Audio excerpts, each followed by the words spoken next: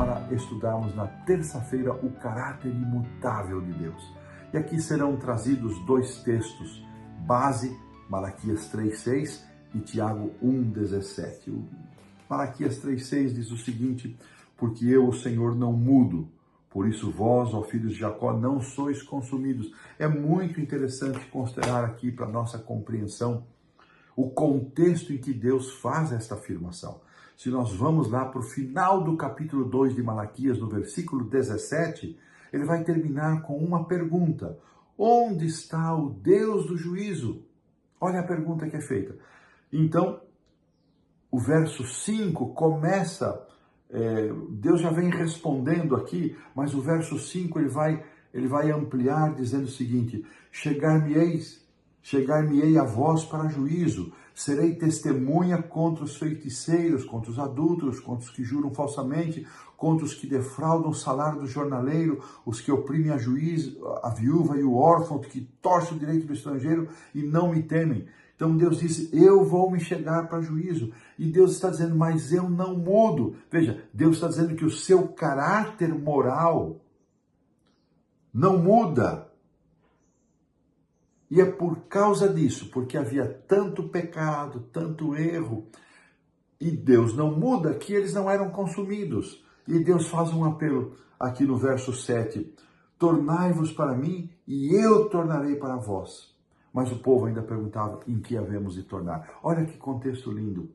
O contexto é o contexto de juízo, onde o povo disse: onde está o juízo? Mas eles mesmos eram os que praticavam toda sorte de maldade, e Deus não os destruía, porque é um Deus de amor. O seu caráter de amor o torna constante, independentemente da resposta, mas quando Deus, do ser humano, mas quando Deus entra num relacionamento, na aliança, e essa aliança é quebrada, então o juízo acontece. Agora, Deus ainda chama a ideia de justiça e de juízo como uma proposta redentora, como uma proposta salvadora. Olha que coisa linda. Então, devemos compreender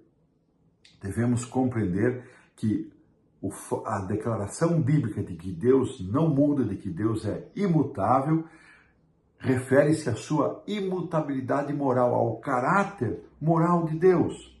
Quando o texto de Tiago 1,17 ele aparece aqui e é comentado na lição, nos ajuda a entender que, apesar deste caráter imutável de Deus, Deus se envolve, se relaciona com um povo de altos e baixos. E Deus tenta resgatar esse povo. E se as pessoas, como no passado e hoje, se finalmente abandonam a Deus, Deus também não pode continuar oferecendo a salvação para alguém que não deseja. Deus continua amando a pessoa que o rejeita, mas essa pessoa vai sofrer as consequências da sua rejeição.